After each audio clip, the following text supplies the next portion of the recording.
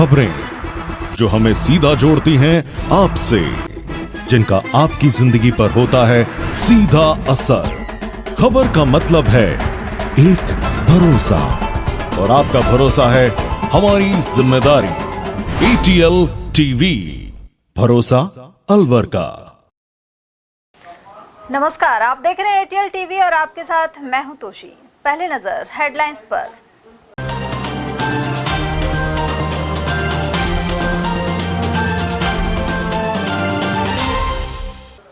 महिला surgical ward में पुरुष मरीजों को भर्ती करने से बना आक्रोश। मौसमी रोगों के पीड़ितों की बढ़ती तादाद से जिला अस्पताल में कम पड़े बेड।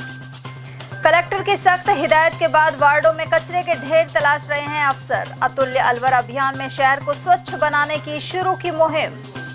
कैदियों को लेकर आई बस पर चढ़कर अस्पताल में किया हंगामा। दिमागी रूप से कमजोर महिला ने मचाया उत्पात। और साइबर क्राइम पर शिकंजा कस करीब 2300 सिम और मोबाइलों को किया ब्लॉक। अलवर पुलिस और साइबर थाने ने की कार्यवाही। और अब हेडलाइंस को देखते हैं विस्तार से। अलवर के सामान्य चिकित्सालय में इन दिनों महिला सर्जिकल वार्ड में पुरुष मरीजों को भी भर्ती किया जा रहा है। ऐसे में महिला मरीज अपने आप को असहज महसूस कर रही हैं। वहीं दूसरी ओर वार्ड में टॉयलेट भी एक ही होने से अजब स्थिति बनी हुई है। वहीं सर्जिकल वार्ड में अन्य मरीजों को भर्ती होने के कारण संक्रमण का भी खतरा बना हुआ है। उधर PMO डॉक्टर सुनील चौहान के अनुसार अस्पताल में मरीजों की संख्या अधिक होने के कारण वार्डों में जगह नहीं बची है। ऐसे में मजबूरन महिला वार्ड में पुरुष मरीजों को भर्ती किया जा रहा है। PMO ने बताया कि पुरुष मेडिकल वार्ड में एक ही बेड पर 2 रोगियों को भर्ती करने के निर्देश जल्द ही दे दिए जाएंगे। ऐसे में महिला वार्ड में पुरुष मरीजों को भर्ती करने पर रोक लग सकेगी। देखिए 605 बेड की जो है सैंक्शन है, उसके अगेंस्ट हमने 817 बेड लगाए हुए हैं और उसके बावजूद भी यहाँ पर मरीजों की बढ़ोतरी हो रही है। जैसे कि आप देख रहे हैं कि दिन प्रतिदिन मरीजों की संख्या बढ़ रही है और उसके लिए हम दिन में भी मरीजों को जो डिस्चार्ज होने लायक होते हैं उनको डिस्चार्ज कराते हैं और उसके बाद स्पेस बनाया जाता है। तो हमारा पूरा ध्येय यही रहता है कि कोई भी मरीज निराश नहीं हो और हर मरीज को बेड मिले। एक वार्ड में कितने बेड हैं? सब वार्डों में अलग अलग बेड कैपेसिटी है और उसके तहत बेड्स लगाए हुए हैं। फीमेल सर्जिकल वार्ड में कई पुरुष भर्ती है जिनकी करीब संख्या 3 से 4 ही होगी और वहाँ एक ही शौचालय है।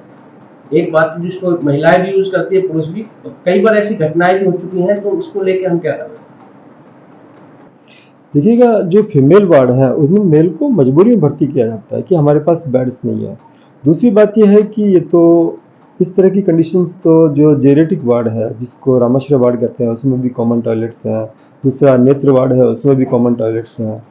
तो इसमें लेकिन फिर भी हमारी तरफ से ये कि हमारा स्टाफ भी रहता है और सब कुछ है, तो उसमें पूरी कोशिश ये रहती है कि हम पहले मेल पेशेंट्स को मेल वार्ड में ही भर्ती करते हैं। वो मजबूरी में है, जब भी जगह मिलती है तो उसके बाद हम इसको वापस से दूसरे वार्ड में शिफ्ट कर देते हैं। कई बार ये भी होता है कि जो मेडिकल संबंधी पेशेंट है और सर्जिकल वार्ड में संक्रमण का भी खतरा बना रहता है। भैया तो आप हमको रास्ता बता दीजिएगा। हमारे पास जो मैक्सिमम कैपेसिटी है उसमें हम भर्ती कर रहे हैं, तो मरीज को हम नीचे लिटा नहीं सकते हैं। और आपने देखिएगा कि यदि नॉर्म्स के हिसाब से देखा जाए तो हमने बेड्स फुल स्ट्रेंथ में लगाए हुए हैं और पूरी कोशिश रहती है जैसी बिल्डिंग और तैयार हो जाएगी, 100 बेड का जो वार्ड बन रहा है तैयार हो रहा है, वो तैयार हो जाएगा तो हमारी जो ये समस्या खत्म हो जाएगी। अभी देखने का है ऊपर है खाली, लेकिन उसके बावजूद फीमेल वार्ड में भर्ती किया हुआ है। नहीं, ऐसे कुछ नहीं है। वो तो जब राउंड होता है डिस्चार्ज करते हैं उसके बाद उसको शिफ्ट किया जाता है। ऐसे नहीं कि एकदम से शिफ्ट किया जाता है, राउंड के बाद ही तो उसको शिफ्ट किया जाएगा। गौरतलब है कि बढ़ती मौसमी बीमारियों के बीच जिले के सबसे बड़े अस्पताल में अब मरीजों को बेड भी नहीं मिल पा रहे। इसी तरह की घटना तब सामने आई जब मालाखेड़ा से आई एक मरीज सविता के परिजन उसे भर्ती कराने के लिए एक वार्ड से दूसरे वार्ड में 3 घंटे तक भटकते रहे। इस महिला का हीमोग्लोबिन सिर्फ 3.5 था। वहीं इलाज में देर उसके लिए जानलेवा साबित हो सकती थी। इसके बाद मरीज के परिजनों ने वन मंत्री संजय शर्मा को परेशानी से अवगत कराया और मंत्री के हस्तक्षेप के बाद उन्हें बेड मिला। मालाखेड़ा निवासी 31 वर्षीय सविता देवी सीढ़ियों से फिसलकर गंभीर रूप से घायल हो गई थी। वो सिर में लग गई उसके, तो क्या है कि वो ब्लड बहुत बह गया उसका तो भर्ती नहीं ले रहे, डॉक्टर ने तो लिख दिया भर्ती करा दो इसको। अच्छा। वो भर्ती नहीं कर रहे, बोल रहे बेड खाली नहीं है, वहाँ जाते तो वहाँ बोलते हैं बेड खाली नहीं है, वहाँ जाते बेड खाली नहीं है। डॉक्टर ने क्या बोला कि कहाँ पे लेके जाओ? 7 नंबर में। फिर वहाँ बेड खाली नहीं, उन्हें लिख के दे दिया। फिर वो कहाँ गए? फिर दूसरे में भेजा हमको, फिर ट्रॉमा में भेज दिया, वहाँ भी बेड खाली नहीं है, ऊपर बिल्डिंग भेजा था ना? वहाँ भी बेड खाली नहीं है। एक ही बात बोल रहे हैं बस। जिला कलेक्टर अर्तिका शुक्ला द्वारा अतुल्य अलवर अभियान के तहत शहर को स्वच्छ बनाने का संकल्प लिया गया है। इसके लिए सभी अधिकारियों को अलग अलग वार्ड बांटकर निर्देश दिए गए हैं। एसडीएम प्रतीक जुईकर ने बताया कि कलेक्टर ने उन्हें वार्ड 16 से 24 तक कचरे के हर पॉइंट के निरीक्षण को कहा है। साथ ही हर गली नुक्कड़ पर सफाई की व्यवस्था देखी जा रही है। इसी दौरान गोपाल टॉकीज के ठीक सामने कचरे का बड़ा ढेर पाया गया, जहां आवारा पशु भी घूम रहे थे। इसके अलावा कचरा पात्र टूटा हुआ पाया गया। आसपास के बाजारों में भी सफाई व्यवस्था ठीक नहीं मिली। एसडीएम के अनुसार लोगों को भी सिर्फ डस्टबिन में ही कचरा डालने का ख्याल रखना होगा। वहीं नगर निगम ने खुले में कचरा फैलाने वाले लोगों से 500 रुपए तक का जुर्माना वसूलने के बोर्ड भी लगाए हैं। साथ ही लापरवाह नगर निगम कर्मियों पर भी कार्यवाही होगी। जिला कलेक्टर महोदया के निर्देशानुसार ये जो कचरे का अपन ने अतुल्य अलवर अभियान शुरू हुआ है, जिसमें अलवर को सबसे स्वच्छ शहर बनाना है, उसके लिए मुझे वार्ड नंबर 16 से वार्ड नंबर 24 का निरीक्षण करने के लिए कहा है। तो मैंने वार्ड नंबर 16 और अभी वार्ड नंबर 17 का निरीक्षण कर रहा हूँ। जहाँ जहाँ भी कचरा पाया जा रहा है वो नगर निगम के जो अधिकारी है उनको नोट कराया जा रहा है और तुरंत उसका उठाव भी किया जाएगा। और जितने भी ऐसे कचरा पॉइंट है जहाँ रेगुलरली कचरा पाया जाता है तथा नालियों की सफाई पेंडिंग है, वहाँ उसके निस्तारण की जो भी व्यवस्था है वो तुरंत करा दी जाएगी। हम अभी नोट भी कर रहे हैं, हम फोटोज़ भी ले रहे हैं और उसका तुरंत हम आज के दिन और कल के दिन इसका निस्तारण हुआ है नहीं वो भी हम वेरीफाई करेंगे। अभी जैसे हम एक अंदर मार्केट देख के आए, होप सर्कस वाला एरिया देख के आए, तो जहाँ जहाँ सुबह से उठाव तो हुआ है कचरे का, लेकिन उसके बाद भी जहाँ जहाँ कचरा पाया जा रहा है तो वो भी हम उठा लेंगे। इसके बाद हम जो भी यहाँ दुकानें हैं जहाँ से कचरा ये डाला जाता है उनको एक समझाइश भी करेंगे, एक सूचना भी प्राप्त करेंगे कि कचरे के जो फिक्स पॉइंट रहेंगे वहीं पे कचरा डाला जाए। ये नहीं कि आप कहीं भी अपने दुकान के सामने गली में कचरा डाल दें। तथा ये जो नगर निगम के द्वारा अभी बोर्ड भी लगाए गए हैं उनके हिसाब से फिर कुछ दिनों बाद हम ये दंड भी वसूल करना शुरू करेंगे कि जो बिना परमिशन और जो कचरे का पॉइंट नहीं है उसके अलावा जहाँ भी कचरा डाल रहे, तथा जो भी जैसे भी जगह हम नई आती रहेगी जहाँ भी कचरे की समस्या आती रहेगी, हम लोगों से भी फीडबैक लेते रहेंगे। आज जैसे मैं जितने भी वार्ड में गया हूँ लोगों से मैंने बातें की है तो लोगों ने मुझे बताया कि कहाँ कहाँ पे ये कचरे के पॉइंट पाए जाते हैं, तो उन सभी का निस्तारण किया गया। कचरे के बॉक्स भी पीछे टूटा हुआ है, इनको निस्तारण करने के लिए अभी हम यहाँ पे नए डस्टबिन की भी व्यवस्था नगर निगम द्वारा कुछ ही दिनों में की जाएगी। गौरतलब है कि शहर में सफाई ठेके की राशि पिछले वर्षों में काफी बढ़ चुकी है, लेकिन मॉनिटरिंग के अभाव में सफाई ढंग से नहीं हो पाती। अब जाकर ठेका कंपनियों की पेनल्टी काटे जाने की योजना बनाई जा रही है। और वहीं अलवर में सफाई व्यवस्था को लेकर काफी बदनामी झेल चुका नगर निगम भी अब एक्शन मोड में आया है। इसी कड़ी में स्वच्छता ही सेवा अभियान के तहत आम जन को जागरूक किया जा रहा है। कार्यवाहक आयुक्त युवराज ने बताया कि इस अभियान के तहत अलवर शहर के प्रमुख स्थानों पर एलईडी लगाई गई हैं। यह अभियान गांधी जयंती 2 अक्टूबर तक चलेगा। नगर निगम को हमारी ये जिम्मेदारी है और जैसा कि कलेक्टर महोदय द्वारा भी इसको बहुत गंभीरता से लिया गया और हमें निर्देश दिए गए कि शहर में साफ़ सफाई रखें, अभियान को पूर्ण रूप से इसको 100% इसकी पालना हो। तो इसके लिए हमने जन जागरूकता के तहत ये हमें जो एलईडी लगाई है कि पब्लिक में अवेयरनेस का बहुत अभाव है, तो लोगों के अंदर ये मैसेज जाए कि और इस अभियान से जुड़े, हमारे साथ लगे, तो इससे शहर को हम साफ रखेंगे, स्वच्छ रखेंगे। क्या लगता है स्वच्छता के नाम पर पहले अलवर नंबर 1 पे था, अब 00 पर है, इसके बारे में कुछ कहोगे? देखिए इस पे मैं कोई टिप्पणी नहीं करना चाहूँगा। हमारा जो अभी मोटिव है और हमारा जो उद्देश्य है, अभी हम शहर को कैसे साफ बना सकते हैं, लोगों के अंदर जो एक मैसेज गया है गलत किसी भी माध्यम से या काम नहीं हुआ, तो उसको हमारा एक क्लियर मोटिव है अभी कि शहर को साफ रखें, स्वच्छ रखें, लोगों के अंदर एक मैसेज आए कि शहर साफ हो रहा है, और यही उम्मीद नगर निगम लोगों से भी करता है। अलवर के जिला अस्पताल में जेल से कैदियों को लेकर आई पुलिस बस पर दिमागी रूप से कमजोर एक महिला ने चढ़कर हंगामा किया। करीब 10 मिनट तक महिला बस पर चढ़कर चिल्लाती रही। इसके बाद महिला सुरक्षा कर्मियों ने महिला को उतारा और पुलिस चौकी ले गई। अस्पताल में पुलिस बस से सेंट्रल जेल के कैदियों को लाया गया था। इसी दौरान परिसर में खड़ी बस की छत पर एक महिला चढ़ गई।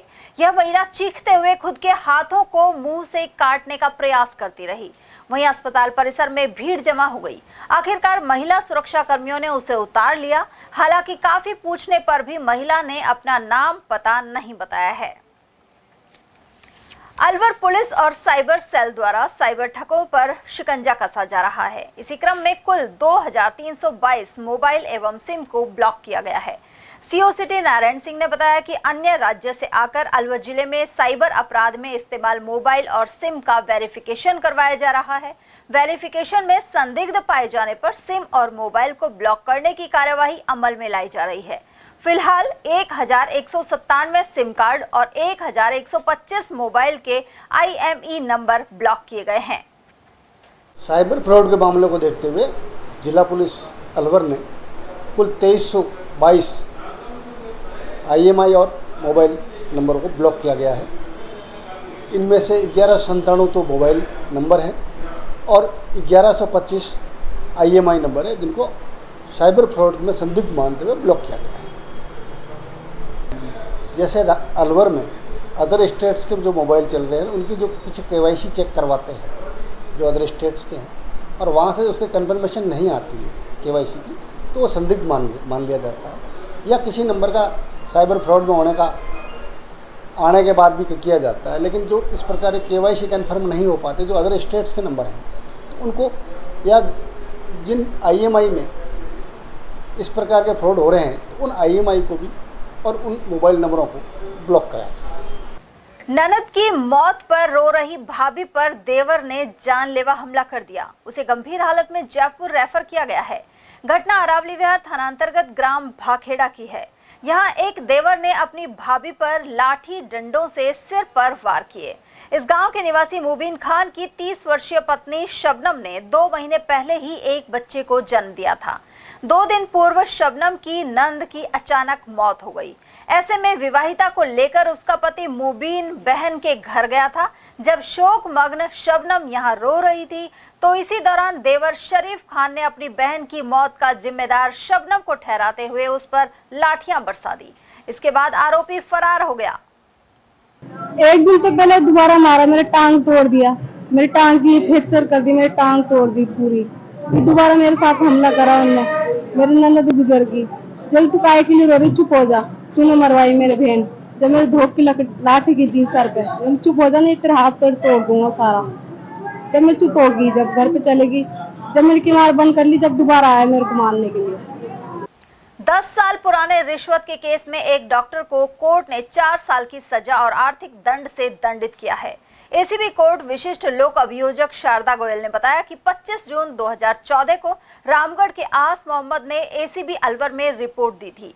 इसमें बताया गया कि उनके पक्ष के 7 लोगों को झगड़े में गंभीर चोट आई है। इसके बावजूद रामगढ़ अस्पताल में कार्यरत डॉक्टर मनोहर लाल ने मेडिकल रिपोर्ट बनाने के एवज में रिश्वत मांगी थी। परिवादी की शिकायत के बाद एसीबी ने डॉक्टर को ट्रैप कर लिया और चार्जशीट पेश की। अब कोर्ट ने डॉक्टर को 4 साल की सजा और 10,000 रुपए के आर्थिक दंड से दंडित करने का आदेश दिया है। दिनांक 25 से 14 को परिवादी आस मोहम्मद ने मैं अमी खान व शब्बीर के साथ एसीबी अलवर में एक तहरीर रिपोर्ट इस आशय की दी थी कि है ना मेरे मामा के पक्ष के 7 लोगों को गंभीर चोटें आई हैं, जिसमें रामगढ़ में अस्पताल में तैनात डॉक्टर मनोहर लाल अच्छी मेडिकल रिपोर्ट बनाने के लिए 10,000 रुपये हमसे ले चुका है और 40,000 रुपये और मांगा है। जब इस बात का सत्यापन कराया तो डॉक्टर ने 1 लाख रुपए मांगे, जिसमें 80,000 में सौदा तय हुआ। परिवादी के पास 80,000 रुपए नहीं थे क्योंकि वो गरीब आदमी था। तो इसके बाद ये इस प्रकरण में धारा 7, 13(1)D और 13(2) PC एक्ट 1988 में आरोप पत्र न्यायालय में पेश हुआ। वाद विचारण आज श्री अरुण कुमार वेरीवाल जी ने आरोपी डॉक्टर मनोहर लाल को 7 वर्ष में 4 वर्ष की सजा और 10,000 रुपए जुर्माना, 13(1)D और 13(2) में 4 वर्ष की सजा और 10,000 रुपए जुर्माने से दंडित। कृषि विभाग ने 2 उर्वरक विक्रेता फर्मों के लाइसेंस निलंबित किए हैं। गत दिनों गणेश खाद बीज भंडार, श्यामगंगा और थानागाजी के किशोरी स्थित बाबा उदयनाथ मास्टर प्रोड्यूसर कंपनी का निरीक्षण किया गया था। इस दौरान पाया गया कि दोनों ही फर्मों पर पोस मशीन का स्टॉक और फिजिकल स्टॉक समान नहीं था। इसे लेकर जारी कारण बताओ नोटिस का जवाब संतोषजनक नहीं पाया गया। इसके चलते दोनों फर्मों के लाइसेंस को 15 दिन के लिए निलंबित किया गया है। संयुक्त निदेशक पीसी मीणा ने इस बारे में जानकारी प्रदान की।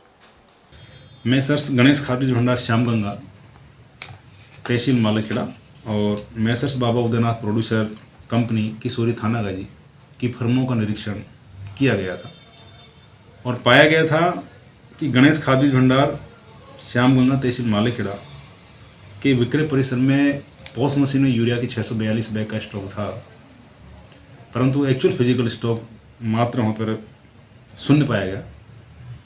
इसी तरह से Baba Udaynath master producer company limited Kishori Thanagazi के पोस मशीन में उक्त दिनांक को 1831 बैग का बैलेंस था, परंतु निरीक्षण के दौरान एक्चुअल फिजिकल स्टॉक मात्र 10 बैग पाया गया। इससे ऐसा लग रहा था कि फर्म के द्वारा उर्वरक की कालाबाजारी की गई है। इस संदर्भ में इन फर्मों को कारण बताओ नोटिस जारी किए गए और फर्मों के द्वारा ये बताया गया था कि कुछ तकनीकी खराबी के कारण ये पोस मशीन का स्टॉक बैलेंस नहीं ख़त्म कर पाए थे, परंतु यह स्पष्ट है कि इनके द्वारा फिजिकल स्टॉक और पोस मशीन के स्टॉक में डिफरेंस इनकी फर्म पे पाया गया। इनके द्वारा भौतिक और फिजिकल पोस मशीन के स्टॉक के बैलेंस को एक समान नहीं रखा गया, जो कि फर्टिलाइजर कंट्रोल ऑर्डर के तहत एक अनियमितता श्रेणी में आता है और इनका जवाब संतोषजनक नहीं पाए जाने की स्थिति में दोनों ही फर्मों के लाइसेंस को आज दिनांक 20 सितंबर 2024 को 15 दिवस के लिए निलंबित किया है। इस संदर्भ में मैं सभी कृषि आदान विक्रेताओं को सुझाव देना चाहूँगा कि उनके यहाँ पर पोस मशीन का स्टॉक और फिजिकल स्टॉक को एक समान रखें। इसमें किसी तरह की कोई अनियमितता नहीं रखें, कोई लापरवाही नहीं करें और साथ ही समस्त फील्ड स्टाफ को भी हमने पाबंद किया है कि वो रेगुलरली कृषि आदान विक्रेताओं के यहाँ पर निगरानी रखें, निरीक्षण करें और यदि किसी विक्रेता के यहाँ पर पोस्ट मशीन के स्टॉक में और फिजिकल स्टॉक में कोई डिफरेंस पाया जाता है तो निसंदेह ऐसे विक्रेताओं के खिलाफ जो भी वैधानिक कार्रवाई वो की जाएगी। और किसान भाइयों को हम यही सलाह देना चाहेंगे कि जो भी कृषि आदान क्रय किया जाए उसका बिल विक्रेता से लेवें। यदि कोई विक्रेता बिल देने में आनाकानी करता है तो इसकी जानकारी कृषि विभाग के कार्मिकों को देवें। रामगढ़ थाना अंतर्गत ग्राम साडोली में एक मासूम छत से गिरकर गंभीर रूप से घायल हो गया। उसे जिला अस्पताल में लाया गया, जहां से बालक को जयपुर रेफर किया गया है। यहां मौजूद विश्वेंद्र सिंह ने बताया कि उनका 3.5 साल का पुत्र सिद्धार्थ अपनी छोटी बहन साक्षी के साथ घर की छत पर खेल रहा था। इसी दौरान पैर फिसलने से वह 10 फीट की ऊंचाई से नीचे गिर गया। भैया ये छत पे खेल रहे थे बच्चे और पैर फिसलने की वजह से छत से गिर गए। क्या नाम बच्चे का? बच्चे का नाम सिद्धार्थ। कितनी उम्र है? करीब 3-3.5 साल। कहाँ की घटना है ये? साडोली गाँव। साडोली का पड़ता है? ये अपना रामगढ़ क्षेत्र में पड़ता है। तो क्या घटना हुई थी? बस ये बच्चा छत से गिर गया पैर फिसलने की वजह से। छत पे कोई किनारा नहीं था क्या? नहीं, वो डोलियाँ थोड़ी कम है उसकी वजह। कितने ऊंचाई से गिरा है? करीब 9-10 फीट। अलवर शहर के स्कीम 10 में शनिवार सुबह राम मंदिर के निर्माण को लेकर विवाद हो गया। इस दौरान एक रिटायर्ड डॉक्टर पर लाखों रुपए हड़पने के आरोप सामने आए। इस मामले में ठेकेदार राम खिलाड़ी का कहना था कि 3 माह पहले स्कीम 10 में मंदिर का निर्माण किया गया था, लेकिन रिटायर्ड डॉक्टर सुभाष अग्रवाल ने उसका 18 लाख रुपए का भुगतान नहीं किया। बात यह है जी, मुझे पैसे नहीं मिल रहे इसके नहीं मिल रहे। पूरा मामला बताइए। पूरा मामला यह है कि इस मंदिर का जो मेरा निर्माण तय हुआ वो पैसे मुझे मिल नहीं रहे। मेरे पास मजदूर डोल रहे, मेटेरियल वाले डोल रहे, भागे हुए। मैं कहां से पैसा दूंगा जब ये लोग देंगे नहीं तो। कितने पैसे हैं? मेरा पैसा है 18,84,000। कौन नहीं दे रहा? डॉक्टर साहब नहीं दे रहा, सुभाष अग्रवाल, और उसने मेरे को साई दिए, पैसे भी किसी दूसरे ने दिए उसको। वहीं स्थानीय निवासियों मनोज खंडेलवाल एवं विद्या कौशिक ने भी रिटायर्ड डॉक्टर पर आरोप लगाए हैं। और ये मंदिर निर्माण का कार्य डॉक्टर सुभाष अग्रवाल जी ने शुरू कराया है और अब वो आ नहीं रहे हैं। ये ठेकेदार पेमेंट के लिए डोल रहा बताया, ठेकेदार पेमेंट मांग रहा, वो पेमेंट के लिए नट रहे हैं। इनको ये सिचुएशन चल रही है। चंदे के पैसे उन्हीं के पास है, सारे इकट्ठे करके बैठे हुए हैं। आरोप बेबुनियाद है। जो भी चंदा मैंने उगाया है, डॉक्टर साहब ने उगाया, हम चारों ने मिलकर उगाया है। राजेंद्र खंडेलवाल, राकेश शर्मा, मनोज, मैं खुद, चारों ने चंदा उगाया। डॉक्टर साहब का पूरा चंदा है उनके पास, डॉक्टर साहब के उनके पास चंदा पूरा इकट्ठा हुआ पड़ रहा है। डॉक्टर साहब अपने मुंह से कह रहे कि मेरे पास 4 लाख रुपए बच रहे हैं, तो 4 लाख मुझे दे दिए जाए, मैं इस ठेकेदार का हिसाब कर दूंगा। उधर डॉक्टर सुभाष अग्रवाल के अनुसार वे 15 दिन के लिए बाहर गए थे और इसी दौरान कुछ लोगों ने दूसरी समिति बनाकर अध्यक्ष भी नियुक्त कर दिया। डॉक्टर अग्रवाल ने कहा कि उन्होंने किसी का भुगतान नहीं रोका और नियमानुसार वे सिर्फ 4 लाख रुपए की राशि दे सकते हैं। ये स्कीम नंबर 10 में राम मंदिर के निर्माण का मामला था। अब मंदिर छोटा पड़ रहा था, हमने एक सुबह एक कार्यक्रम शुरू किया है सत्संग का, तो हमने देखा मंदिर का हॉल का निर्माण किया जाए। तो उसमें एक 5 आदमियों की हमने समिति बनाई, निर्माण समिति। व्यवस्था समिति अलग थी अपनी, उस निर्माण समिति का मुझे अध्यक्ष बनाया गया और मनोज खंडेलवाल ज्वेलर जो है उसको उसका सेक्रेटरी बनाया गया। एक राकेश शर्मा, राजू खंडेलवाल ये आगे, और एक राजेंद्र जी गुप्ता पीछे मंदिर के रहते हैं। 3 सदस्य थे, ऐसे 5 आदमी की निर्माण समिति बनी। मंदिर का चंदा इकट्ठा हुआ, उस चंदे में मेरे पास करीब 14 लाख रुपए चंदे में आए, जिसमें 5,11,000 मेरा अंश था। सब काम मेरे देख रेख में चल रहा था। 15 दिन पहले मैं किसी काम के लिए बाहर गया तो हमारे सेक्रेटरी साहब ने और उन लोगों ने मिलकर एक दूसरी समिति बना ली और मुझे दरकिनार कर दिया। 15 दिन से मैंने अपना वो क्विट कर लिया। मैं कहा ठीक है, कोई आदमी काम करता है तो मुझे हस्तक्षेप नहीं करना है। ये काम करते रहे 15 दिन तक जब निर्माण कार्य हो गया तो ये कहते हैं कि 18 लाख रुपए खर्चा आ गया। 18 लाख खर्चा आ गया तो मैंने कहा आपको पता है मैंने तो 15 दिन पहले क्विट कर लिया था। अब मैंने कहा चलो कोई बात नहीं, मिल बैठ कर, हमारा अभी सुबह मैं मंदिर में ही था और वो मनोज भी था, हमने मिल बैठ कर ये तय किया कि अब तक का जो निर्माण हुआ उसका हिसाब कितना इनका ठेकेदार जी का है मनोज कर देगा, क्योंकि मनोज इनको लाया था और मनोज ने 1180 में पर स्क्वायर फुट के हिसाब से इनको ठेका दिया, जबकि मैं एक दूसरा ठेकेदार लाया था, मैं 1050 का लाया था मैं। फिर भी मैं सोचा ये बैठक करेंगे, कोई बात नहीं, मनोज के जानकार है, सब बात है, तो ये बैठक इनको ठेका दे दिया 1050 को छोड़ के 1180 में। अब मैंने कहा मनोज इनका हिसाब तू कर दे, 11 लाख इनके पास चला गया, जो बचा है जो तू कर दे, और बाकी मंदिर का काम जो है अभी भी मंदिर में करीब 11-12 लाख रुपए का काम बाकी है, वो मैं कर दूंगा। और अगर कोई आदमी ये चाहे कि भाई मैं सब काम करूंगा, मेरे पास जो मंदिर का 4 लाख रुपए बचा है, जिसमें से 5 में से 4 बचा है मेरा, तो जो मैंने 5 दिया था वो मैं जो है उसको दे दूंगा। तो वो जाने हो तो उनसे पूछो क्यों लगा रहे, मैंने मेरे सामने स्पष्ट है, हरा जाऊंगा मैं तो कह रहा हूँ मेरे पास 4 लाख रुपए बचे हैं। डॉक्टर साहब अपना बयान दे रहे हैं, वही बयान मैं कह रहा हूँ कि वो 4 लाख रुपए वो समझे डॉक्टर साहब खा गए, मैं खा नहीं गया, मैं खुद ही कह रहा हूँ आगे 10 लाख का काम है। लगा रहे ना वो बोल रहे हैं, जो है ना, अगर कोई कहे कि भाई मैं मंदिर पूरा करूंगा, ये 4 लाख हमें दे दो, मंदिर में बैठ के बात कह दे, मैं 4 लाख दे दूंगा, अभी हैंड ओवर कर दूंगा 11,000 और मिला के, बल्कि 3,89,000 रुपए मेरे पास मंदिर का है, मैं मना नहीं कर रहा। बहरहाल इस विवाद के मध्य दूसरा पक्ष कह रहा है कि फिलहाल उन्हें 4 लाख रुपए ही दे दिए जाएं, जिससे ठेकेदार का कुछ हिसाब हो सके। वहीं संबंधित ठेकेदार द्वारा कोतवाली थाने में शिकायत की तैयारी की जा रही है। बढ़ते अगली खबर की ओर, जहां अलवर के NEB हाउसिंग बोर्ड में दुकानों के सामने मौजूद सूखे पेड़ से कभी भी हादसा हो सकता है। यहां आसपास बच्चे भी खेलते रहते हैं, इसके अलावा पास में स्कूल स्थित है, साथ ही दिन भर गाड़ियां गुजरती हैं। ऐसे में लोगों ने नगर निगम प्रशासन से इस सूखे पेड़ को हटाने की मांग की है। अग्रवाल महासभा अलवर द्वारा हर साल की तरह श्री अग्रसेन महाराज का जन्म उत्सव मनाया जाएगा। इसके तहत 29 सितंबर की सुबह अग्रसेन भवन के चारों द्वारों सहित नयाबास अग्रसेन हॉस्टल पर ध्वजारोहण किया जाएगा। 5 दिवसीय कार्यक्रमों का दौर 3 अक्टूबर तक चलेगा।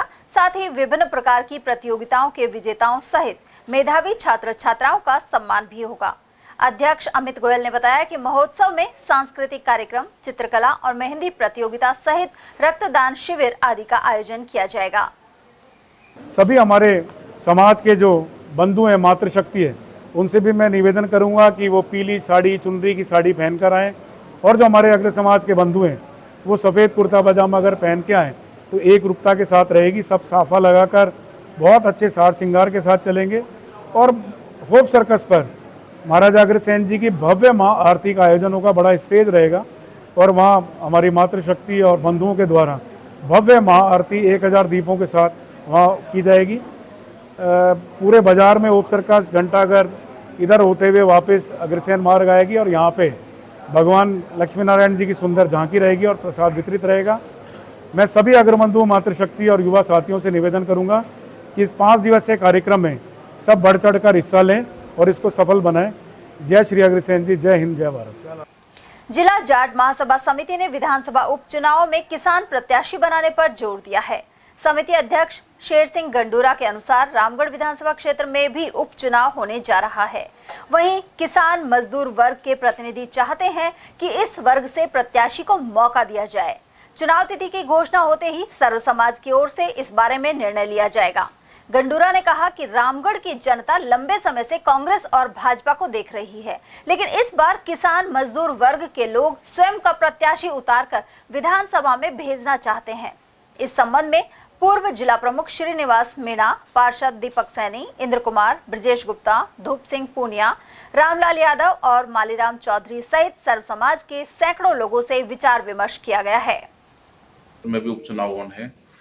अब आपके पिताजी वहाँ से पूर्व विधायक रहे हैं, गोविंदगढ़ बड़ौदा लक्ष्मणगढ़ क्षेत्र से, तो किसानों की क्या रणनीति रहेगी? क्या किसी के साथ लड़ेंगे, चुनाव लड़ेंगे? क्या विचार विमर्श किया गया है? इस बारे में मेरा विचार ये है कि रामगढ़ की जनता और किसान सबों ने मेरे से इच्छा जताई है कि आपको चुनाव लड़ना चाहिए, क्योंकि अब जनता कांग्रेस बीजेपी दोनों से उकता चुकी है और वो किसान वर्ग के किसी प्रतिनिधि को वहाँ चुनाव लड़ा के एमएलए बनाना चाहती है। तो इस बारे में सभी का विचार मैं जानना चाहूँगा कि भाई क्या है क्या नहीं है। ये मैं समय पे बताऊँगा, क्योंकि अभी तो श्राद्ध पक्ष चल रहा है, इसमें कोई कार्य नहीं किया जा सकता। श्राद्ध पक्ष के बाद मैं जनता से पूछूंगा, लोगों से पूछूंगा कि भाई इस क्षेत्र में क्या करना चाहिए, किस चीज़ की कमी है, यहाँ विकास अब तक क्यों नहीं हुआ। सबसे पिछड़ा विधानसभा क्षेत्र अलवर जिले में रामगढ़ है। तो आपको लगता है कि इस बार किसान कम्युनिटी से या किसान वर्ग से चुनाव लड़ा जाना चाहिए? इस बार किसान वर्ग से विधायक बनना चाहिए? अब तक रामगढ़ से ज़्यादातर कांग्रेस बीजेपी से विधायक बना है। अब लोगों की ये है कि भाई किसान का प्रतिनिधि राजस्थान विधानसभा जयपुर में पहुंचना चाहिए। इस बारे में सभी का किसान वर्ग, विशेष तौर से किसान वर्ग का इच्छा है कि इस बार रामगढ़ से किसान वर्ग का प्रतिनिधि विधानसभा पहुंचे। इस बारे में विचार चल रहा है और मैं समय आने पर आपको इससे अवगत कराऊंगा कि चुनाव किसान प्रतिनिधि को वहां लड़ना चाहिए, नहीं लड़ना चाहिए। जिला कांग्रेस कमेटी के महासचिव अनवर साजिद खान ने लोकसभा में नेता प्रतिपक्ष राहुल गांधी की सुरक्षा बढ़ाने की मांग की है। उन्होंने कहा कि राहुल गांधी को जिस तरह टारगेट बनाया जा रहा है वह चिंताजनक और निंदनीय है। वहीं राहुल गांधी नफरत के खिलाफ संघर्ष कर रहे हैं। खान ने आरोप लगाया कि नफरत की राजनीति करने वाले भाजपा के कुछ नेता राहुल गांधी के खिलाफ व्यर्थ के बयान देते हैं, लेकिन प्रधानमंत्री नरेंद्र मोदी ऐसे नेताओं के खिलाफ कार्रवाई नहीं करते, जिससे उनकी हिम्मत बढ़ जाती है। इनकी ऐसी बातों पर हंसी आती है, जो क्यों इनके लिए कोई शब्द ही नहीं है हमारे पास कि किन शब्दों में इनके बयानों की निंदा की जाए। मात्र ये हंसी के पात्र हैं। इनकी ओछी मानसिकता है, इस तरह की एनर्गल बातें करते हैं, हिंसक बयानबाजी करते हैं। और इनके जो प्रधानमंत्री जी हैं, हालांकि हम वो पूरे देश के प्रधानमंत्री हैं, हम उसका सम्मान करते हैं, लेकिन वो ये समझते हैं कि मैं सिर्फ बीजेपी के उनके लोगों का ही प्रधानमंत्री हूँ और उनके ही बयानों का वो बचाव करते हैं। हमें तो ऐसा लगता है कि उनका मूक समर्थन है उनके लिए। जिस परिवार ने देश की सुरक्षा के लिए अपनी जानें कुर्बान कर दी, इंदिरा गांधी जी का बलिदान किसी से छुपा नहीं है। राजीव गांधी का बलिदान किसी से छिपा नहीं है। देश से आतंकवाद मिटाने के लिए उन्होंने अपनी जान दी थी। उस परिवार के सदस्य को आतंकवादी कहना ये हास्यास्पद नहीं है तो और क्या है। सर, बीजेपी के नेता कहते हैं कि राहुल गांधी ने देश के खिलाफ बयान दिया है, राहुल गांधी जी ने आरक्षण के खिलाफ बयान दिया है, भारत की आलोचना करते हैं, चीन पसंद है उनको, इस तरह की बातें बीजेपी के नेता करते हैं।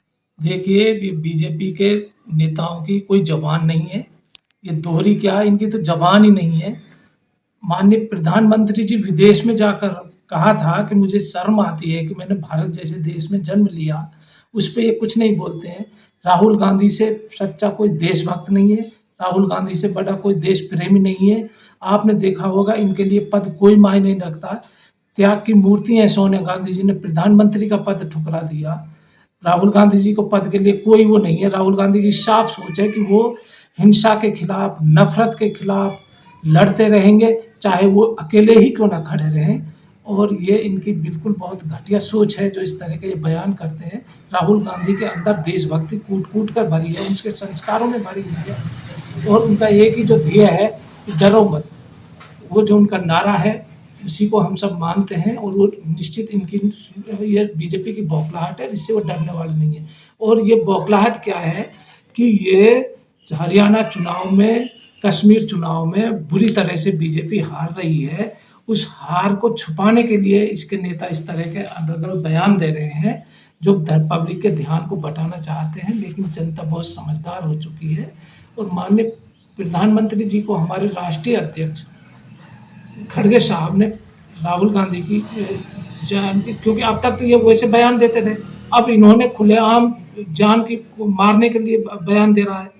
बिट्टू कह रहा है कि तू तो देखना राहुल जी, तेरी दादी का क्या हर्ष हुआ था, वही हम ऐसा ही हर्ष तुम्हारा कर देंगे। तो अब खड़गे जी ने कहीं राहुल गांधी की जान पे कोई खतरा, उसकी सुरक्षा को लिए पत्र लिखा माननीय प्रधानमंत्री जी को। और माननीय प्रधानमंत्री की ओछी मानसिकता देखिए, उस पत्र का खुद ने जवाब देकर नड्डा जी से जवाब दिला रहे हैं। और नड्डा जी ने जिस तरह का वो जवाब दिया है वो बहुत ही दुर्भाग्यपूर्ण है। और इससे क्या उम्मीद कर सकती है न्याय की प्रधानमंत्री जी से। कांग्रेस पार्टी का मानना है कि राहुल गांधी को ऐसे जो बयान देते हैं भाजपा के और दूसरे दलों के लोग, उनसे खतरा है, उनकी सुरक्षा बढ़ाई जानी चाहिए। जी, राहुल गांधी के खिलाफ जो इस तरह के बयान दे रहे हैं, तो आपको लगता है कि ऐसे लोग सिरफिरे भी हो सकते हैं, राहुल गांधी को नुकसान भी पहुंचा सकते हैं, तो राहुल गांधी की सुरक्षा की समीक्षा करते हुए उसे बढ़ाए जाने की आवश्यकता है। बिल्कुल, राहुल गांधी की सुरक्षा को बढ़ाए जाने की खतरा है। ये गोडसे प्रवृत्ति के लोग हैं। इन्होंने हमारे राष्ट्रपिता महात्मा गांधी जी की हत्या की थी। ये उसी गोडसे को मानते हैं, उसी गोडसे इनका आदर्श है। और इनके लिए कोई राष्ट्र प्रेम नहीं है, ये कोई राष्ट्र प्रेम इनके लिए कोई मायना नहीं रखता है। इनकी सब खोखला राष्ट्र प्रेम है। और इनसे निश्चित राहुल गांधी जी को नहीं, हर देश के संविधान प्रेमी को इनसे खतरा है। भारत देश को ऐसे नफरती लोगों से बहुत ज़्यादा खतरा है। ये देश में इन्होंने नफरत फैला दी, हिंदू मुसलमानों के बीच में दीवारें पैदा कर दी, गंगा जमुनी तहजीब को ख़त्म कर दिया। ये इन तरह इसका पब्लिक ही इनका आने वाले समय में इलाज करेगी। टहला थाना अंतर्गत गोलाकाबास बस स्टैंड के मुख्य बाजार में चोरों ने हाथ साफ कर दिया। यहां बालाजी ऑटो सर्विस सेंटर पर गत रात्रि 12 बजे बदमाशों ने ताले तोड़कर चोरी को अंजाम दिया। इसके बाद शातिर नकदी समेत हजारों का सामान पार करके ले गए। दुकान में लगे हुए सीसीटीवी कैमरे में 2 बदमाश कैद हुए हैं। अलवर कृषि उपज मंडी में सरसों के भाव 6700 से लेकर 6800 रुपए प्रति क्विंटल बने हुए हैं। व्यापारी एवं किसान नेता अभय सैनी के अनुसार विदेशी खाद्य तेल महंगे होने के कारण इनका आयात भारत में नहीं हो पा रहा है। ऐसे में सरसों के तेल की मांग बढ़ गई है।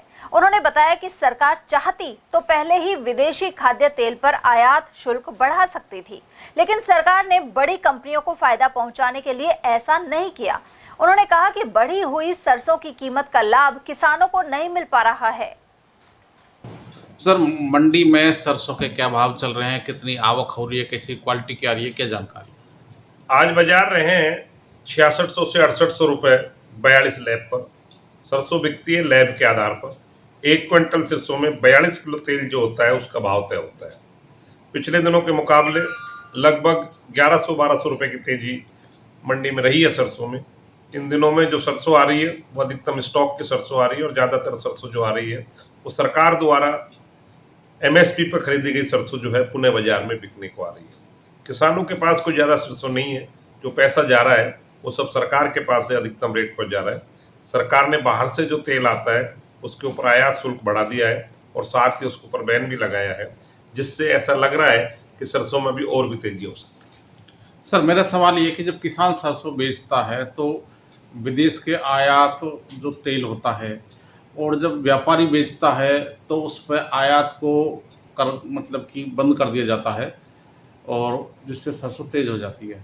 तो किसानों को सरकार फायदा नहीं देना चाहती, व्यापारियों को भी फायदा नहीं देना चाहती। सरकार किसानों की सरकार नहीं है, सरकार पूंजीपति लोगों की। सरकार लाभ तो देना चाहती है, लेकिन लाभ देना चाहती है उन घरानों को जिन घरानों में बड़े व्यापार है।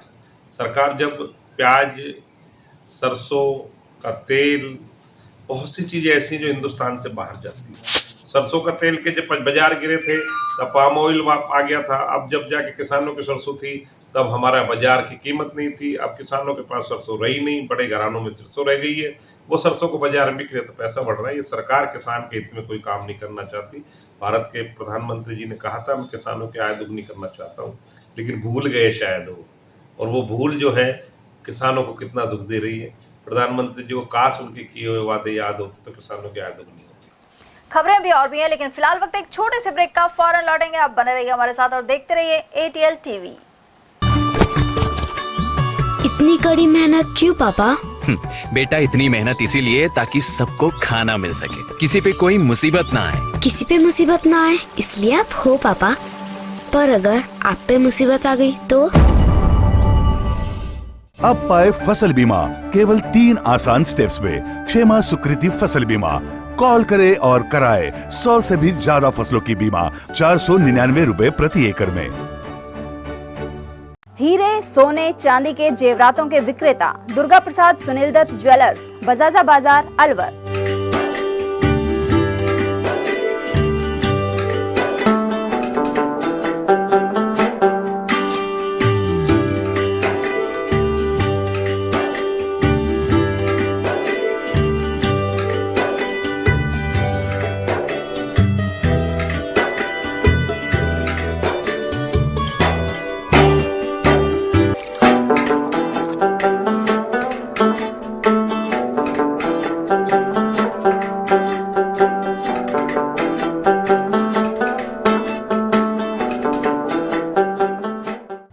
सोने चांदी के जेवरातों के विक्रेता दुर्गा प्रसाद सुनील दत्त ज्वेलर्स, बजाजा बाजार, Alwar.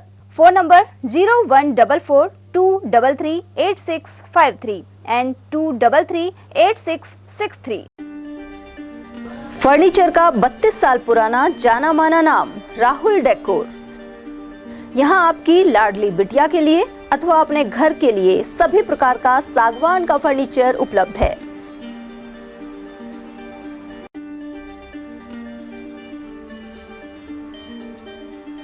Double bed, dressing table, sofa set सागवान एवं कपड़े वाले तथा सेंटर टेबल, भट्टी कलर, स्टील अलमारी, ब्रांडेड एवं सॉफ्टी फोम के गद्दे आपकी नाप तोल से बनाए जाते हैं।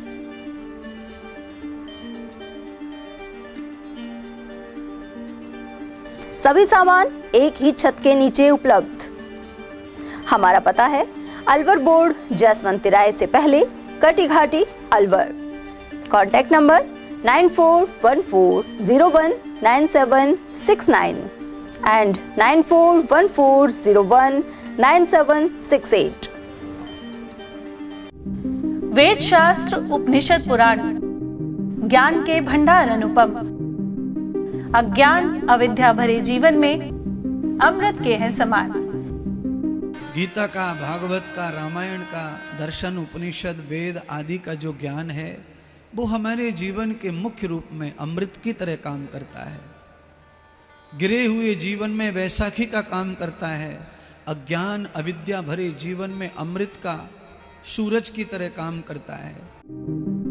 परम पूज्य श्री श्री 1008 महामंडलेश्वर स्वामी श्री इंद्रदेव जी सरस्वती महाराज के श्रीमुख से बंधन रिजॉर्ट, बाग वाले हनुमान जी, निकट मोती डूंगरी, अलवर राजस्थान से श्राद्ध पक्ष निमित्त श्रीमद् भागवत कथा का 26 सितंबर 2024 से 2 अक्टूबर 2024 तक प्रतिदिन दोपहर 1 बजे से सीधा प्रसारण देखिए संस्कार और ATL पर। आयोजक Ghanshyam Gupta, Rachna Gupta, Devesh doctor Bhagyashree Gupta, Puneet Gupta, Gupta marble house और श्री कृष्ण डेंटल क्लिनिक।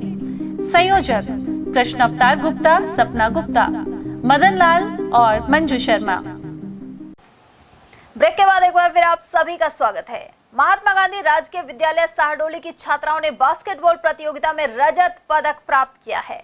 प्रधानाचार्य राजकुमार सोनी ने बताया कि राष्ट्रीय कोच डॉक्टर दीपिका अरोड़ा के मार्गदर्शन में इन बालिकाओं ने अपनी कड़ी मेहनत से यह उपलब्धि हासिल की, जबकि वे पहली बार इस तरह का टूर्नामेंट खेल रही थी। ग्रामवासियों, शाला प्रबंधन समिति के सदस्यों और वाइस प्रिंसिपल गीता गुजर सहित स्टाफ सदस्यों ने उन्हें बधाई दी है। मालाखेड़ा क्षेत्र के हल्दीना गांव में खातेदारी की भूमि से रास्ते को हटाने का विरोध करने पर खाता धारक के साथ मारपीट का मामला सामने आया है। वहीं मामला दर्ज होने के बाद भी पीड़ित को न्याय नहीं मिला है। ऐसे में पीड़ित ने अब फिर से राष्ट्रीय अनुसूचित जाति आयोग निदेशक के समक्ष गुहार लगाई है। पीड़ित अजीत कुमार के अनुसार हल्दीना में उसकी खातेदारी की जमीन है। यहाँ कुछ लोगों ने खातेदारी की भूमि पर आकर फसल को नष्ट कर दिया, साथ ही मारपीट करते हुए जबरन कब्जा करने का प्रयास किया। पीड़ित ने कंपनसेशन राशि दिए जाने एवं आरोपियों की गिरफ्तारी की मांग उठाई है। उधर मालाखेड़ा थाना अधिकारी के अनुसार SC/ST एक्ट के इस मामले की जांच DSP ग्रामीण कर रहे हैं। मैं देवखेड़ा का निवासी हूँ। मेरी जमीन हल्दीना में है, जिस पर मुबीन, अब्दुल रहीम, रूप सिंह और फौजी लाल चारों ने मिलकर 2 रास्ते हटा दिए। ठीक है, मेरे जाने पर उन्होंने मेरे साथ मारपीट की। मना करने पर उन्होंने मेरे को जाति सूचक शब्द बोले, मुबीन और अब्दुल रहीम ने, और मैं वहाँ से अपनी जान बचा के जैसे तैसे करके घर पे आ गया। बाद मैंने इसकी एक एप्लीकेशन SP को दी थी ऑनलाइन, जिसकी FIR दर्ज नहीं होने के कारण मैंने अनुसूचित जाति जनजाति न्यायालय में मुकदमा करा। वहाँ से ऑर्डर लिख रहे FIR के ऑर्डर लिखने के बाद 30/7/2024 को FIR दर्ज की गई। उसके बाद मेरा मेडिकल करवाया गया। मेडिकल भी मैं खुद कराने गया था, मेरे साथ कोई पुलिस वाला नहीं था। और उसके बाद मैंने एक एप्लीकेशन SP के पास भेजी जरिए डाक के लोग जो है वो बदमाश प्रवृत्ति के हैं, कल को कुछ भी जान मान की आर्थिक हानि हो सकती है, लेकिन उस पर अभी तक कोई कार्रवाई नहीं हुई। नई को गिरफ्तार किया गया है। मालाखेड़ा मुख्यालय के नवीन बस स्टैंड पर टॉयलेट जर्जर हाल में है। ऐसे में दुकानदार और यात्री परेशानी उठा रहे हैं। वहीं शमशान घाट के समीप सुलभ शौचालय तो स्थित है, लेकिन उस पर ताला लटका हुआ है। लोगों ने नवीन बस स्टैंड पर सुलभ शौचालय शुरू करने की मांग की है। मालाखेड़ा क्षेत्र के बालेटा स्थित स्वामी विवेकानंद मॉडल स्कूल की 4 छात्राओं का चयन राज्य स्तरीय कबड्डी प्रतियोगिता के लिए हुआ है। शारीरिक शिक्षक ओम प्रकाश यादव ने बताया कि विद्यालय की बालिका टीम ने जिला स्तर पर प्रथम स्थान प्राप्त किया है। इस प्रदर्शन के आधार पर छात्रा वंदना सिंह, दीक्षा यादव, फिजा एवं सिमरन चौधरी का चयन राज्य स्तरीय प्रतियोगिता के लिए हुआ है। इस पर उन्हें प्रधानाचार्य अरविंद चौधरी ने बधाई दी है। राय सिंह नगर में होने वाले स्टेट टूर्नामेंट से पहले 24 सितंबर तक प्रशिक्षण शिविर आयोजित होगा। मालाखेड़ा क्षेत्र के सोहनपुर में भूमि और भवनहीन भोपा परिवार के लोगों को सुविधाओं की दरकार है। उन्हें भूमि पर पट्टे और प्रधानमंत्री एवं मुख्यमंत्री आवास योजना की वर्षों से प्रतीक्षा बनी हुई है। प्रशासन गांव के संग अभियान 2021 में भी तत्कालीन कैबिनेट मंत्री टीकाराम जूली ने ग्राम पंचायत के सचिव और सरपंच को निर्देश दिए थे, लेकिन उनके आदेश ठंडे बस्ते में चले गए। वहीं अब भाजपा सरकार ने 2 अक्टूबर से विमुक्त, घुमंतु और अर्ध घुमंतु आवासहीन व्यक्तियों को पट्टा देने के लिए भूमि रूपांतरण को कहा है। मालाखेड़ा क्षेत्र के विभिन्न गांवों में इस प्रकार के परिवार अपना जीवन यापन कर रहे हैं। उन्हें प्रधानमंत्री आवास योजना के लिए भूखंड की जरूरत है। बालेटा, बंदीपुरा, कैरवाड़ा, सारंगपुरा, हल्दीना, सालपुर, मोहब्बतपुर और खेड़ली सैयद आदि में इस श्रेणी के परिवार निवास करते हैं। भोपा बस्ती के रहने वाले कंचन, रामकुमार, मुकेश, बलवीर, हरे सिंह और मान सिंह आदि ने पट्टों की मांग उठाई है। उधर विकास अधिकारी ओम प्रकाश सैनी के अनुसार सर्वे कर आबादी विस्तार के प्रस्ताव बनाए जा रहे हैं। वहीं तहसीलदार मेघा मीणा ने बताया कि जिला कलेक्टर आरतिका शुक्ला के निर्देश पर इन परिवारों को पट्टे देने की प्रक्रिया गांधी जयंती 2 अक्टूबर से शुरू की जाएगी। इसके लिए संबंधित पटवारी को आबादी विस्तार का प्रस्ताव बनाने के लिए कहा गया है। समस्या यह है कि घर 20 साल हो गए और घर में काम नहीं है,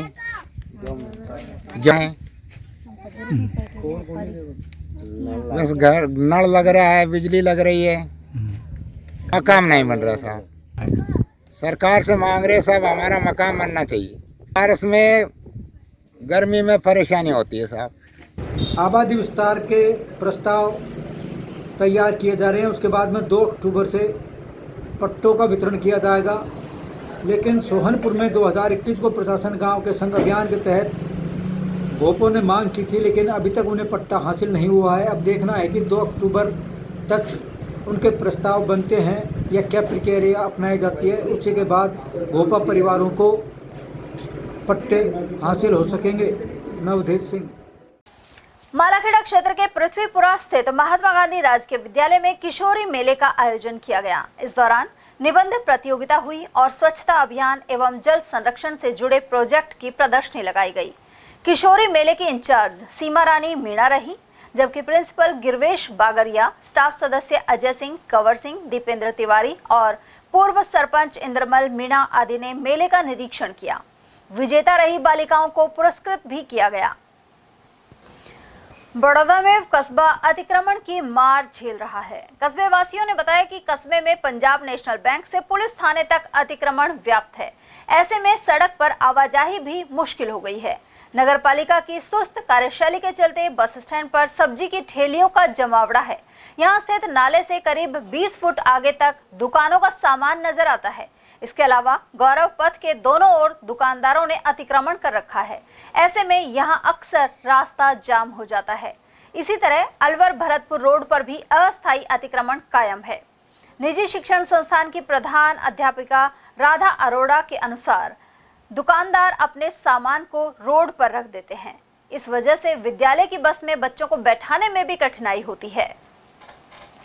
अतिक्रमण को लेके बहुत ज़्यादा दिक्कत रोड पे जो होती है कि शॉपकीपर जो अपना सामान इतनी आगे तक रोड पे रख देते हैं कि उससे बच्चों को गाड़ियों से उतरने में चढ़ने में बहुत ज़्यादा दिक्कत होती है।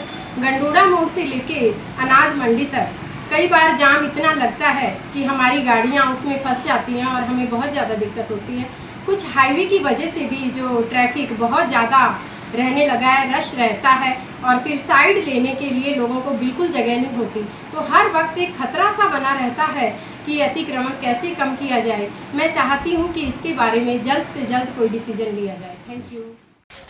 नौगांवा तहसील के मुबारकपुर में पालिका का दर्जा हटाने के विरोध में भूख हड़ताल जारी है। शनिवार को दूसरे दिन 4 लोग अनशन पर बैठे। गौरतलब है कि इस मुद्दे पर एक दिन पहले बाजार बंद कर रैली निकाली गई थी। वहीं नगरपालिका बचाओ संघर्ष समिति के बैनर तले कीर्तन सिंह, रणजीत सिंह, ओम प्रकाश वाल्मीकि और किरोड़ीलाल वाल्मीकि ने भूख हड़ताल की, लेकिन इनकी सुध लेने के लिए प्रशासनिक अधिकारी और चिकित्सक नहीं पहुंचे। उधर पालिका अध्यक्ष भूपेंद्र सिंह और जागरूक नागरिक प्रदीप ने बताया कि साल भर पूर्व बनी नगरपालिका से विकास में तेजी आई थी, लेकिन वर्तमान सरकार ने नगरपालिका को स्थगित करवा दिया है। नगरपालिका बचाओ संघर्ष समिति के तत्वाधान में आज दूसरा दिन है धरना प्रदर्शन का।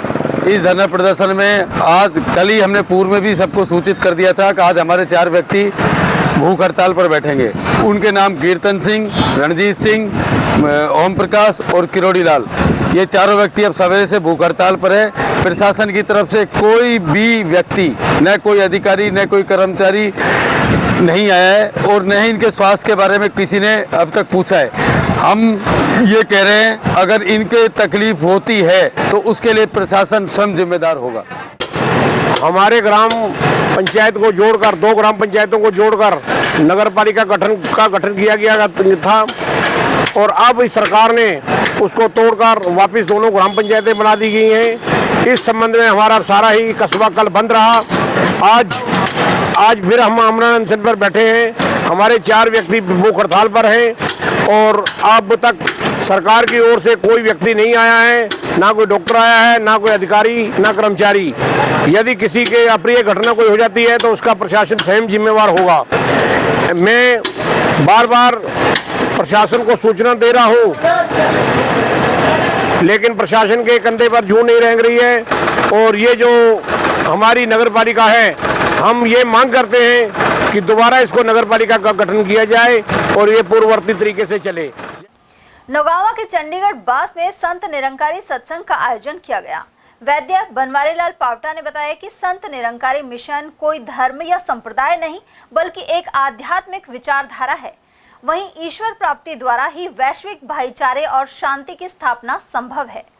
सतगुरु द्वारा प्रदान ब्रह्म ज्ञान इसमें मदद करता है। वहीं इस मौके पर मुखी राम सिंह, देशराज, रघुपाल, कन्हैया सैनी और रामदास आदि उपस्थित रहे। बिगड़ सतगुरु के, बिगड़ गुरु के, बिगड़ की किसी जानकारी नहीं होती। और हमेशा पीर, पैगंबर, अवतारी महापुरुष जब भी आए हैं, उन्होंने मानवता को की एकता के अंदर के जोड़ा है और ये भेद भावनाएं समाप्त करके एक ईश्वर की जो ज्योति है, इसका एक दर्शन कराया, इसके साथ में जोड़ करके फिर भक्ति सिखाई। और ये सीखो कि भक्ति की जो सेवा है, सुमरण है, सत्संग है, ये निरंकारी मिशन आज एक ही फिर है कि मानवता की सेवा है, यही प्रभु की सेवा है, जिसको कि हमारे कहा जाता है नर सेवा, नारायण सेवा। तो जो इसको साकार करके और निरंकारी मिशन दिखा रहा है। खैरथल तिजारा जिला कलेक्टर किशोर कुमार ने सैटेलाइट हॉस्पिटल का निरीक्षण किया। उन्होंने सबसे पहले यहां चिकित्सकों एवं कार्मिकों की उपस्थिति का जायजा लिया। साथ ही अस्पताल कंपाउंड में खड़ी गाड़ियों को हटवाकर पेड़ पौधे लगवाने के निर्देश दिए। इसके अलावा उपस्थित मरीजों से बातचीत कर सुविधाओं की जानकारी ली। इसके अलावा जर्जर भवन की मरम्मत कराने के निर्देश भी दिए हैं। आंध्र प्रदेश के तिरुपति बालाजी मंदिर के प्रसाद में जानवरों की चर्बी और मछली का तेल मिलाने को लेकर विरोध सामने आया है। खैरथल के मुख्य बाजार में एकत्र हिंदूवादी संगठनों के कार्यकर्ताओं ने इसकी सीबीआई जांच की मांग की है। कार्यकर्ताओं ने बताया कि इसके पीछे आंध्र प्रदेश के पूर्व सीएम जगन मोहन रेड्डी की संदिग्ध भूमिका सामने आ रही है। वहीं इस दौरान वासुदेव दासवानी, जाजन मुलानी, राजकुमार मंगलानी, पदम टंडन, दिलीप, सौरभ खंडेलवाल, जितेंद्र और विजय कोसलानी आदि मौजूद रहे। जो लड्डुओं का प्रसाद दिया जाता है, उसका प्रसाद देसी घी से बनता है हमेशा। इस बार उन्होंने भाई साहब के ज़माने में उन्होंने क्या किया, उसमें गऊ की जो है फैट है उससे उसको निर्माण किया। ये लेबोरेटरी साबित कर दिया कि वो गौ माता की जो है वसा है, जिसमें हिंदुओं की आस्था के साथ बहुत बड़ा खिलवाड़ किया गया। इसमें हिंदुओं के हृदय आहत हुए हैं और हिंदुओं की आस्था को बहुत चोट पहुंची है। और इसके विरोध में हम लोग जो है ये सारा आंदोलन सा कर रहे हैं कि ताकि लोगों में जागृत किया है और हिंदू जागे कि हमारी आस्था के साथ कब तक खिलवाड़ होता रहे। व्यापारियों ने, हिंदू संगठनों ने ये विरोध प्रदर्शन किया है, जिसके तहत जगन मोहन रेड्डी वाईएसआर कांग्रेस द्वारा जगन मोहन रेड्डी सरकार में तिरुपति बालाजी मंदिर पे जो ये गाय का मीट मिला के और गौमांस या अवशेष मिले हुए थे जानवरों के और मछली के तेल से जो लड्डू बनाए गए थे, जो कि राम मंदिर में भी 1000 डब्बे आए थे, उसकी भावनाएं आहत हुई है। इससे कि हिंदुओं की भावनाएं आहत हुई है। हम इसका विरोध करते हैं। हिंदू संगठन को जो हर बार हिंदू संगठन को एक टारगेट बनाया जा रहा है, विशेष समुदाय के द्वारा उसको एक समुदाय उसको आगे करके और हिंदू संगठनों को जो टारगेट किया जा रहा है, अब इससे ऐसे टारगेट किया उसकी हम घोर निंदा करते हैं। माली सैनी महासभा के खैरथल तिजारा युवा जिलाध्यक्ष पद पर श्याम सैनी को मनोनीत किया गया है।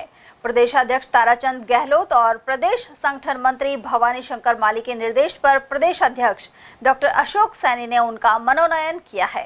साथ ही समाज के उत्थान के लिए कार्य की अपेक्षा जताई है। गोविंदगढ़ राजकीय महाविद्यालय के परिसर एवं मिडिल स्कूल में स्वच्छता अभियान चलाया गया। यहाँ मेरा युवा भारत से जुड़े वॉलंटियर्स ने श्रमदान किया। युवा कार्यक्रम एवं खेल मंत्रालय के तहत 50 किलो से अधिक प्लास्टिक वेस्ट इकट्ठा किया गया। ब्लॉक प्रभारी अनिल कुमार ने बताया कि 2 अक्टूबर तक स्वच्छता गतिविधियों का आयोजन किया जा रहा है। इस दौरान एनएसएस प्रभारी प्रदीप महोलिया, प्रोफेसर मोनिका, अनिल कुमार, प्रेमपाल और सीमा गुजर आदि, मिडिल स्कूल के प्रधानाचार्य दिनेश शर्मा एवं पीटीआई पवन कुमार आदि का सहयोग रहा। विद्युत निगम की अनदेखी के चलते गोलाकाबास के समीप बिजली का पोल जानलेवा बना हुआ है। यह पोल करीब 6 माह से आम रास्ते पर झुका हुआ है और कभी भी गिर सकता है। ऐसे में निगम की अनदेखी जान पर भारी पड़ सकती है। समाज सेवी रूपेश गोपाल ने पोल को तुरंत दुरुस्त कराने की मांग की है। उधर मीडिया कर्मी द्वारा अवगत कराने पर टहला एएन ने 2 दिन में कार्यवाही का आश्वासन दिया है। हमने जानकारी दी बिजली विभाग ने 5-6 बार, इसकी कुछ कार्रवाई नहीं है। ये गिरने वाला है खंबा। और चलते चलते एक नजर हेडलाइंस पर।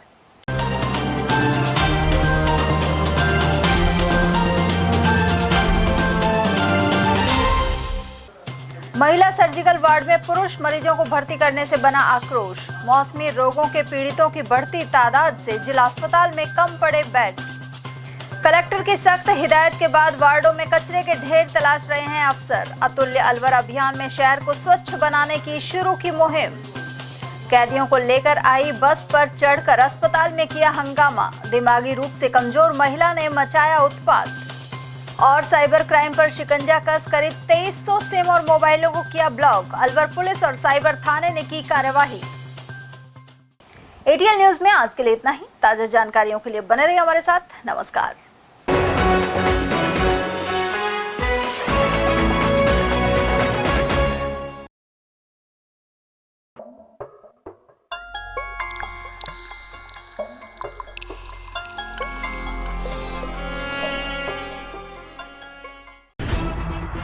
खबरें जो हमें सीधा जोड़ती हैं आपसे, जिनका आपकी जिंदगी पर होता है सीधा असर। खबर का मतलब है एक भरोसा, और आपका भरोसा है हमारी जिम्मेदारी। एटीएल टीवी, भरोसा अलवर का।